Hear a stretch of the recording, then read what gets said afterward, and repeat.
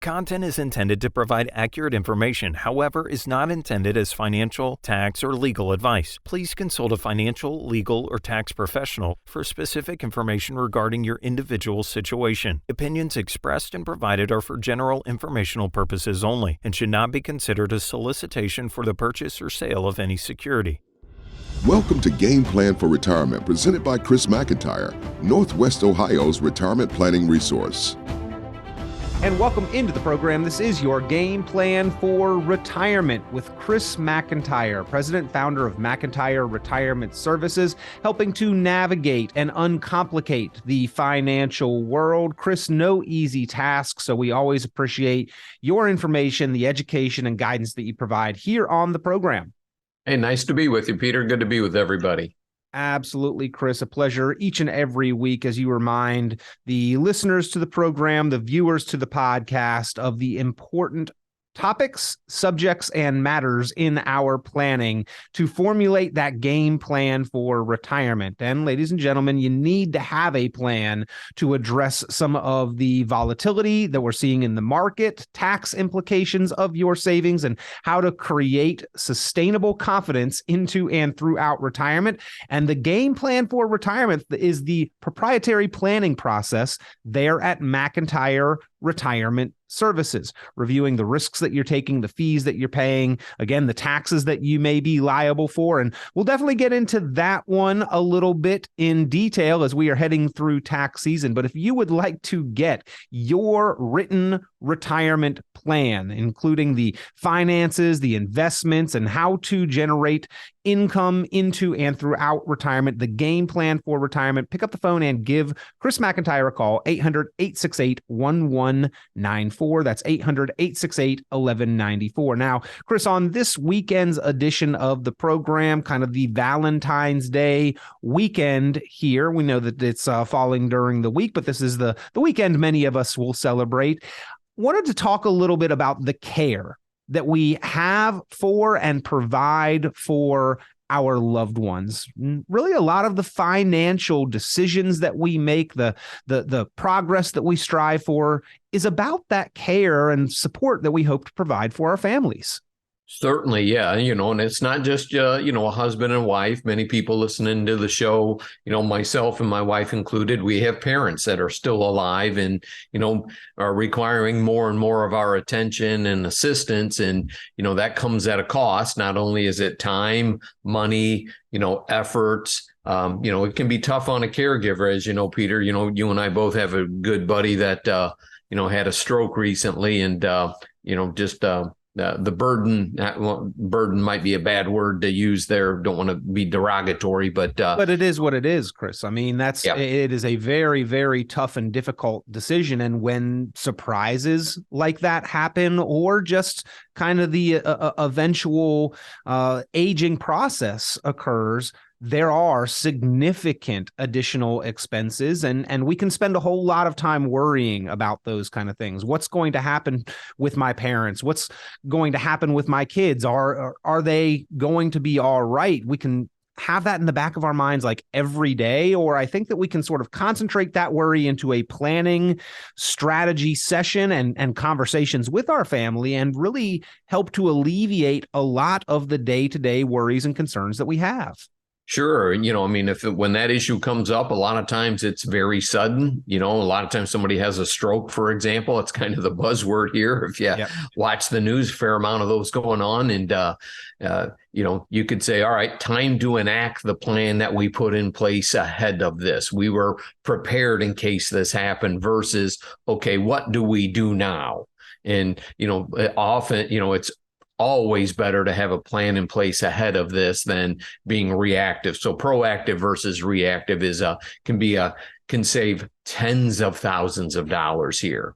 Certainly. And kind of in our course of discussion here about that care that we provide for loved ones, Chris, putting sort of last things first is having those important legal documents in place. And I know that, Chris, you really emphasize the importance of this and try to double check and ensure that every person that you talk to that comes into your office has at least addressed this basic fundamental piece. And I hear Dave Ramsey talk about that this is even a pre-baby step before you even get into the baby steps of financial progress. Any mature, responsible adult over the age of 18, especially if they are married or have kids or have debts or have income that somebody depends on, they need to have insurance and their legal documents in place. But you and I commonly talk to folks who are in their 50s, 60s, or beyond who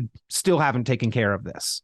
Sure. Or they haven't updated them, in 40 years, for example, so, a couple of these key documents here, would be, your basic will. If you haven't done anything else, a basic will describes who's going to get the china cabinet, who's going to get, other assets, your house, and the downside to a will is it's going to go through the probate process. So, but most people have one because that's kind of the catch-all, but you certainly want to do like the financial power of attorney, and also the healthcare power of attorney and your living will. Those are, in case you have persistent unconsciousness, what's the healthcare directive? Who can make those decisions for you should you go into some type of facility, have a cognitive issue where you can't write checks anymore. Because without those, somebody's got to go to court to get guardianship. And again, why would you want to put somebody through all of that when you can plan ahead for it? Absolutely. Well, Chris, each of those are a separate, specific document. And what you just touched on is kind of in your list of the 5 things many people make mistakes on in a will. Number 1 and 2 is kind of confusing what goes in which document and muddying the water on your family. Is that life support decisions and funeral plans are things that we unfortunately often see included in a will, but the will might not be read for weeks or months after your passing. So those are things that specifically need to go into different documents. And then trusts supersede wills, retirement account beneficiary designations supersede wills, life insurance and annuity contracts, the beneficiary designations that you place within those contracts supersedes wills. So you need to make sure that those are updated on a regular basis, and if there is any additional language in the will, that they match, they are coordinated, right?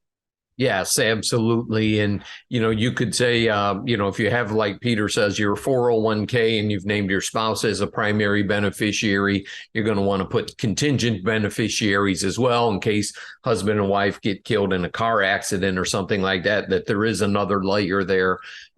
Again, because, you want to avoid potential tax consequences. In your will, then, if you have already taken care of beneficiary designations, then it doesn't even need to be mentioned inside your will whatsoever. Because remember, people can challenge things that go to probate. That's another another reason why you don't want to go to probate, to have somebody come out of the woodwork. And, again, I'm an investment advisor, not an attorney. Peter's not an attorney. So, we work with many different professionals around the area to help people, to be part of their retirement planning team, if you will, to make sure that they handle these. So make sure you're talking with your qualified attorney as well, folks. And I once heard an attorney describe the probate process as a lawsuit that you place on your family on behalf of your creditors after your death. And I thought that was a pretty shocking description. But the more that I have seen and experienced what that process really looks like, very accurate portrayal of that probate, Chris, as much as possible, where we have these abilities through beneficiary designations on specific assets, through proper planning. If we can avoid that probate process with as much of our assets as possible, or even completely, that would be a more desirable process, I think, than having to put the family through that long, arduous probate process, which in some cases can last months or even years. We've seen some celebrities that it's stretched on for decades. Yeah, absolutely. The estate planning of the rich and famous, they typically have the most to lose and have done the worst job of it, if you will. Again, not to play on words there, if you will. But this leads us into a number of different, kind of some common mistakes that people would really want to avoid. And, some of those, when you're talking with your family on, depending on how specific you want to get, but a lot of times family members don't talk much about money. What were mom and dad's intentions here? Look, if we passed away, we've got some substantial savings. Here's what our, kind of thoughts are. If you're going to inherit them, that you don't blow it, that you do the right thing. And, so, you have to be able to talk about money. And a lot of folks don't. That's kind of the Pandora's box. Nobody wants to go in there. A number of different avenues that can come up there. And because remember, if mom and dad have passed away, or grandma and grandpa, and that money's coming down and going to be split to 4 children, you might have 4 children that are married. So you've got 8 people part of that decision. So again, making sure that you have had some discussions, set some expectations on, what you would like them to do once they inherit it.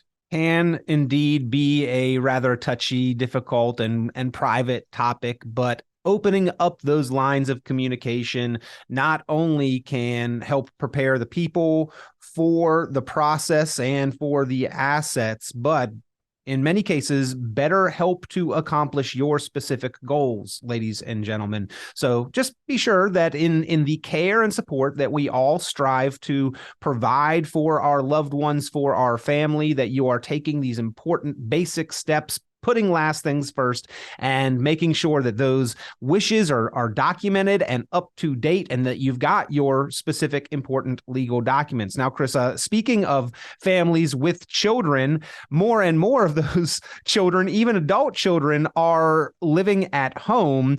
2021 census data showed that more than half, 58% of adult age children 18 to 24 lived in their parental home, and 17% of adults aged 25 to 34 still lived in their parental home. Having adult children at home can be tough, but we are dealing with some tough economic conditions. So sometimes the unexpected financial hardship happens from time to time, causing that. And there are some things that we should do to be there as that support mechanism for our family, but we should never let it derail our own financial progress, preparation towards stability. Sure. We all can probably tell a personal story of a family member that had gone through some hard times and they got off the rails. So, to reset, they maybe moved back home, or in some cases they came out of college with a lot of debt. They were never able to move back out. So, having the kid or grandkids in the basement, so to speak, is all too common here in the United States these days, and sometimes for the right reasons, sometimes for the wrong reasons. But they can also be a very big, financial burden, depending on, the method of entitlement that the people bestow on those children. Do they allow them to live there rent free? Are they still, mom and dad still paying for all the groceries, all of those things? And I mean, that's a significant cost that many people have not planned for, to have the kids be living there an extra 10 years, for example, rent free or close to being rent free. So, and we call that the entitlement mentality. If you have set them up that they are entitled to do this, and again, we all have family members that we could point fingers at, and I'm certainly no exception. We want to, of course, do the best thing for our children to make them comfortable and give them support, Chris. But I liken it to that safety speech in an airplane before takeoff. The flight attendant stands at the front, tries to get everybody's attention out of their cellular device, right, out of their phone, and talks about if there's trouble in the air and masks drop from the ceiling, you are traveling with children, make sure to secure your own mask first. Not because we don't care about the kids. It's because if we are not in the most stable position possible, then we don't serve well to stabilize those around us. And the same thing with our financial progress here, Chris. I see a lot of parents saving for kids, putting 529s and college education expenses, putting even lifestyle support in front of their own financial progress, putting big wedding plans. That's another big one I have seen. Big weddings in lieu of saving for retirement like we should might mean that we are turning around unprepared and dependent on those kids at some point in the future. Sure. Yeah. Not planning for them to be financially independent or them planning for themselves to be financially independent, is a significant factor in the overall retirement planning for today's kind of baby boom generation with kids still at the house. That's not something most people ever planned upon. And you really have to take that into consideration, Peter. Now, Chris, where we have put things in the proper order of operations and you're dealing with clients who are saving appropriately for retirement or maybe have created abundant income in retirement and they want to care for children or grandchildren, nothing wrong with that. And you do help both parents and grandparents set up certain types of accounts to get kids and grandkids started in their financial progress, correct? Oh, sure. Yeah, it'd be a very common thing to do. Yeah, we just had a client here just in the last week, brought a check in to put into grandkids accounts. That's where it's real common is, a lot of times grandkids, and we have great nieces and nephews, and we do that as well for them. And we have them uniform Transfer to Minors Act, an UTMA account is what we use. That's one that you can use. And, it's just simply an account that, hey, you're in control of, it's in their name. When they hit a certain age, you can turn it over to them, and then I think in Ohio is it 25 or 26, it automatically goes over to them. No matter what, and then they can do what they want with it. There is also the 529 plan. Obviously, those are pretty common if you want to help people save for college or some specific, educational expenses. Those are okay to do that as well. Now, that is something that does show up on the financial aid form as well. So, why does it show up there? Is it good because it shows up on the financial aid form, or is it bad that it shows up on a financial aid form? We can have that discussion. But again, Universal Transfer Minors Act probably gives you a little more control on what you want to use it for. 529's got some nice tax benefits if you're going on to higher education, of course. And I know that there have been a couple different sets of law changes recently, Chris, on those, maybe making them more advantageous, specifically with the 529, the Secure Act 2.0, the second Secure Act that just recently passed. Those 529s used to be kind of a use it or lose the tax advantage, if not for educational expenses. New provisions in that Secure Act say that we can now convert unused 529 money up to $35,000 per child to a Roth IRA in their name. Do you think that makes these 529s that much more attractive? Oh, yeah, no question about it. Now, they've had to have been open for 15 years. So, I think, hopefully they'll relax that maybe a little bit and shrink that down. But that's where the starting point was. So, if you've got an account for a grandchild that they never used it, never went to college, you still have it, it's been there for 15 years. Then certainly converting that into a Roth IRA, it gives them an account for retirement. So it's got the 59.5 threshold. So if it would probably have a tendency to not access it, and then an account they can actually continue to fund in their working life as well. And it's income tax free. So that was a real nice piece of legislation they added to the Secure Act. I would like to see it for accounts that have been established for 15 years to seriously shrink that down to, maybe 10 and then to 5 eventually, kind of thinking along the lines of a politician. Yeah, ask for one thing, you come back later and get the negotiation. Absolutely. Well, again, ladies and gentlemen, if you would like to explore helping to support and set up your family financially, or to get your own game plan for retirement put together, pick up the phone, give McIntire Retirement Services and Chris McIntire a call. A quick conversation, answers to direct questions over the phone, or a time to sit down and go through that deep dive, that forensic financial analysis, and get the written plan put together. Similar plans, by the way, as what Chris puts together, with all of the information, the analysis of the risks, the issues, the taxes, the opportunities, can easily go upwards of $1,000 to several thousands of dollars. But Chris makes this available to listeners to the program, viewers to the podcast, no cost, no obligation. All you need to do is pick up the phone now to be in touch, to start that process.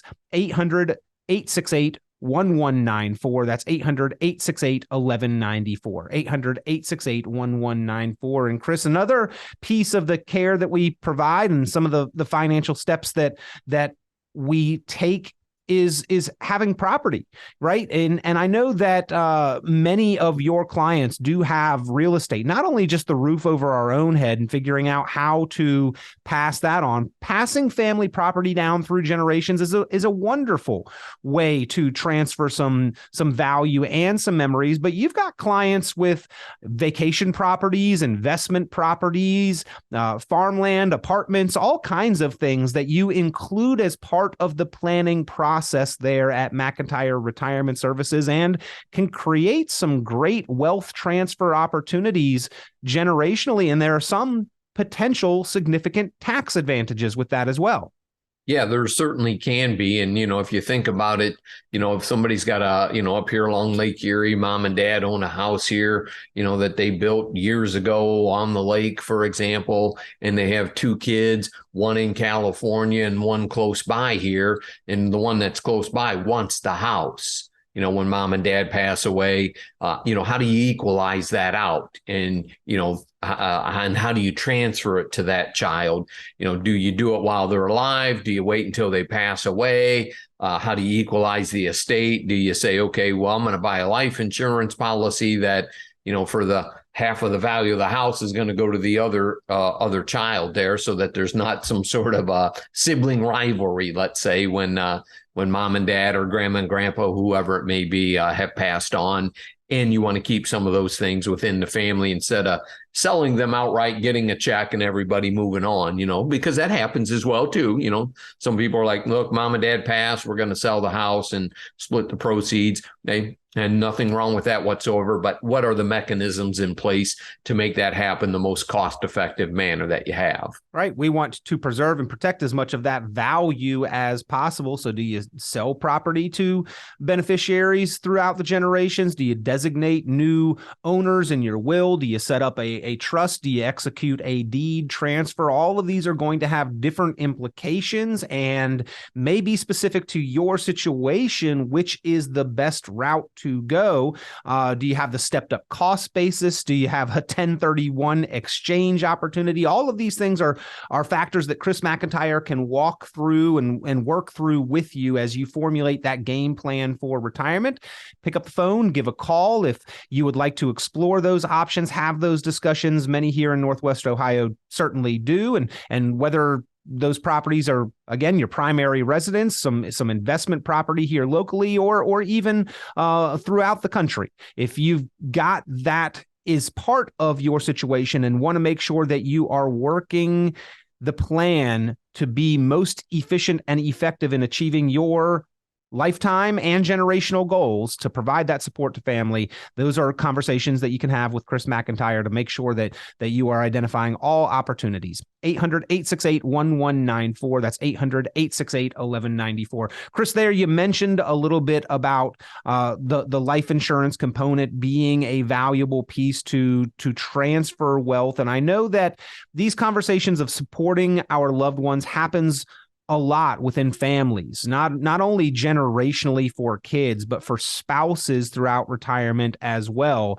And that life insurance, with the ability to also protect for the potential of long-term care expenses, can be a valuable benefit for spouses and to protect generational beneficiaries, children and grandchildren from the potential of those costs and expenses. You recently did a great news story with a reporter, Aaron Kennedy, to talk about just that topic. And I want to play that interview here real quick. Who needs long-term care insurance? Nearly 70% of 65-year-olds will need long-term care services or support. That need usually only lasts about 1 to 2 years, but of course, extended care can wipe out a couple's savings. What is long-term care insurance? Well, long-term care insurance, Aaron, is essentially pays for things that Medicare is not going to pay. If you need to go into a nursing home type facility, or have somebody come into your house and keep you in home, which is what most people would certainly want, but Medicare covers more of the health insurance side of things. And then you need long-term care or, find your own protection, for the things that Medicare will not cover. Mm-hmm. Okay, so I think you just mentioned this, but I want to say it again because I think it's a common misconception. Does regular health insurance or Medicare cover long-term care? Only for a short amount of time. And typically for Medicare to pay for any of your nursing home bill, you have to be admitted into a hospital, not under observation, admitted for 3 days. And then they pay for a limited amount of time and you kind of have to requalify. So we typically say rule of thumb, Medicare will cover about 90 days and then you're going to be on your private pay or they're going to discharge you. Okay. And can you just break that down a little bit more and explain how this works, please? Sure. So, long-term care, like we have a friend with a cognitive issue, Alzheimer's disease, and obviously needs 24/7 care. And, they have to pay for that through their long-term care insurance, or it would be, or their own investments, if you will. And sometimes it's a combination of the two. Okay. And when is the ideal time to buy long-term care insurance? Well, the ideal time is when you're healthy and younger because it makes it cheaper, of course, and underwriting is a lot easier. You're not going to get it after you've had a stroke, or if you've been diagnosed with diabetes, because those are debilitating type diseases. And so, you have to go through all of the underwriting and whatnot. And we typically coach our clients to say, look, let's define the retirement budget, even if you aren't retired, and then see what kind of wiggle room you have in there. And, we don't necessarily need to have a big Cadillac policy that covers everything. Sometimes we just need a Band-Aid, with Social Security, pension, and then a nice, modest long-term care type protection plan, of which there are many, to cover the catastrophic side of things. Right. Right. And that's so important because this was eye-opening to me, at least, Chris, when I saw this, as we look at annual median costs of long-term care, and this is from 2020, so we can, of course, only assume these costs have gone up. This can get really, really expensive. It certainly can. And, from personal experiences, we helped a friend stay in her home 24 hours a day, 7 days a week with private care. It was $19,000 a month. Oh, she is now in a skilled facility, a nursing home type facility, as the cognitive issue has progressed. And that's about $8,500 a month.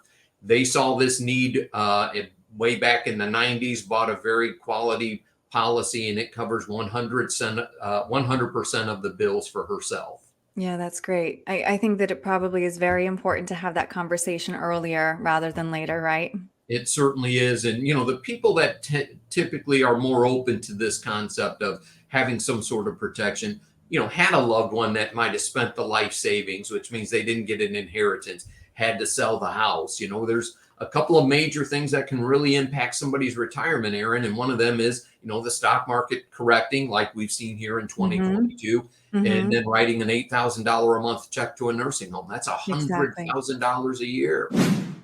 Well, Chris, once again, I think that we take a lot of time. We are very thorough and try to provide as much protection for our loved ones, for our family as possible. That really is a lot of the efforts that we put into our own financial progress and formulating that game plan for retirement. Yeah, sure is, Peter. And everybody's situation is a little bit different, so you can, really get down and define and build an individualized plan. I think that's probably our niche that we utilize. Are we dealing with a married couple, divorced couple, second marriages, widows, people that want to pass assets on to grandkids more so than spend it themselves. So it's nice to have, a team of accountants and attorneys that we can rely on to get information as well to help, build this together. But like you say, somebody's got to be the quarterback and help put this all together. And I think that's, where we have a nice skill set. Well, your goals are just that, ladies and gentlemen. They are yours. They are specific, unique, and individual. And you need to have a plan in writing that reflects and helps you understand the path to working toward achieving those goals financially and providing the support and care for our family and loved ones that we all desire. It's vital that we understand and address the issues for your family's continued financial security. There are many that go into this. We didn't even get into Social Securities and pensions decisions and retirement accounts and creating that income plan. But those are all part of the game plan for retirement planning process and the written plan that Chris McIntire will put together with you. So pick up the phone, give a call if you would like to get that plan together. No cost, no obligation. 800-868-1194. That's 800-868-1194. 800-868-1194. Chris, a pleasure. Always great conversation with you here on the program. And I know so many across Northwestern Ohio appreciate your guidance and wisdom in the planning process. Hey, my pleasure, Peter. Everybody have a good weekend out there. Be safe. Thank you for listening. Tune into Chris McIntire's full radio program and visit McIntireRetirementServices.com for many additional valuable resources, including other great episodes of Game Plan for Retirement with Chris McIntire. Be sure to subscribe. The content of this radio show is provided for informational purposes only and is not a solicitation or recommendation of any investment strategy. You are encouraged to seek investment, tax, or legal advice from an independent professional advisor. Any investments and/or investment strategies mentioned involve risk, including the possible loss of principal. Advisory services offered through Brookstone Capital Management, a registered investment advisor. Fiduciary duty extends solely to investment advisory advice and does not extend to other activities such as insurance or broker-dealer services. Advisory clients are charged a quarterly fee for assets under management, while insurance products pay a commission, which may result in a conflict of interest regarding compensation.